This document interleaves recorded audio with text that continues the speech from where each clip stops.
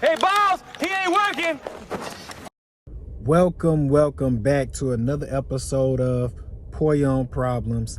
I am your host, Mercy. Another car talk. And I just want to address this. Last night, Ilhan Omar had a town hall and she was attacked.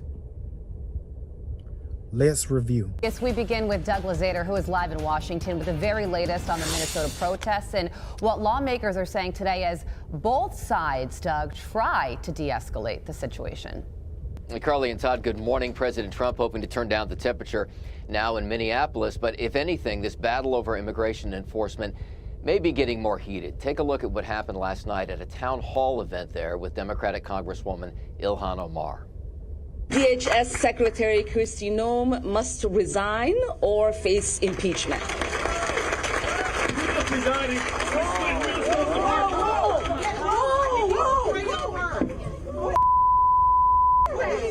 I don't know. Oh my God. Oh my God. Oh my God. He sprayed something on her. I need a napkin to know nothing. No, we'll go. No, we will continue. No. Ilhan, you need to go get checked. No, we will continue. Not going to get away with it. Omar was confronted and sprayed by a man there in the audience. It's not clear what the substance was, and Omar later said she was okay. The man, identified as 55-year-old Anthony Kazmierzik, was arrested. No word yet on motive, but as you heard, Omar had just called for the firing of DHS Secretary Kristi Noem. She had also called for ICE to be abolished. President Trump yesterday traveling to Iowa saying he still backs Noem, even as he sent Border Czar Tom Homan to take over operations in Minnesota. With the shift in Minneapolis and Tom Homan going to Minnesota, do you still have confidence in DHS Secretary Kristi Noem? You brought up the success at the border. Look, you do. She was there with the border. Who closed up the border? She did, with Tom Homan, with the whole group. I mean, they closed up the border. The border is a tremendous success, one of the most secure borders in the entire world. Now, as for the attack on Omar, here's what U.S. Capitol Police are saying. A man is in custody after he decided to assault a member of Congress, an unacceptable decision that will be met with swift justice. We are now working with our federal partners to see this man faces the most serious charges possible to deter this kind of violence in our society. And Capitol Police, by the way, they say that threats against lawmakers rose by about 50% last year. Todd and Carl. Trending in the absolute wrong direction. Doug Lazater. At the end of the day, this dude is a coward. He's an idiot. And I don't respect nothing that he did.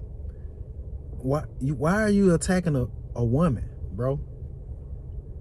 Why are you attacking a woman?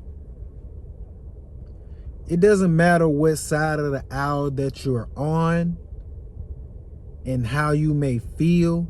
No one should be being attacked because of their political stances, right? And although I do not care for Ilhan Omar and the rhetoric that she spilled, she deflects from the fraud, the rampant fraud that is going on in Minnesota and in her district, but has time to talk to us about the Trump administration, Kristi Noem, or deflect from how you and your husband made it from being practically broke to 30 million in 1 year. But I digress. At the end of the day, what this guy displayed was cowardly. It was very feminine. I don't respect it as a man. He should have, they better than me because he would have been dropped. You know, I seen her going over there about to hit him, but, you know, security tackled him, but he would have been done bad. I say it like that because what are you doing, my guy? And then all this does is make her a martyr. Regardless, you know, I've seen some people say, was this all set up? It doesn't even matter. Even if it was a setup, and you signed up for this. You signed up for this staged act. You a loser. You a bum, in my opinion. And so, like, that takes away from what we're trying to build and what we're trying to accomplish, especially before the midterms. Whatever you doing out there as a conservative or a Republican or whatever the case may be, do not feed into this rhetoric. You know, I seen and I did a video on it. I can't remember his name right now, but did a video on this guy a couple weeks ago that was antagonizing Muslims and Islam. You're taking away from what the rest of us is trying to build.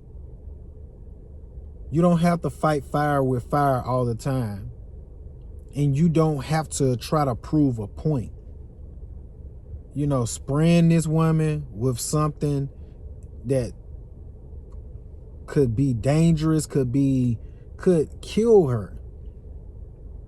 Like, is very disrespectful and very distasteful. And anyone that's aligned with what he did, y'all some suckers too. See, I can, even though I don't agree with Ilhan Omar, I got a disdain for her politics and what she stands for, does not mean that I can't differentiate what I see on camera and what transpired. This was a cowardly act. It should have never happened. And regardless of, like I said, regardless of what aisle you may stand on, regardless of your political views, your world views, your POV, at the end of the day, wrong is wrong, right is right, and we gonna call it straight down the line. Especially here on this channel, Pour Your Own Problems. This dude, like I said, and we gotta call it out, even when it's somebody that we don't like. We gotta call it out. Bottom line, we may disagree on things, but we gotta call it out, and that's what I'm doing right now. I know a lot of people don't like my takes, or they don't care for my perspective on a lot of things. But I'ma always observe. I've always been observant. I'ma look down the line. I'ma come to my own conclusion from the evidence, and I'ma call it how it is. But that's all that I have for you. This your boy Mercy.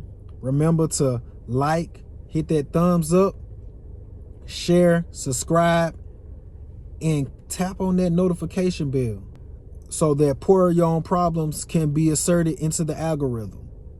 This your boy Mercy. I'm out. And remember, pour your own problems. I can't do it for you.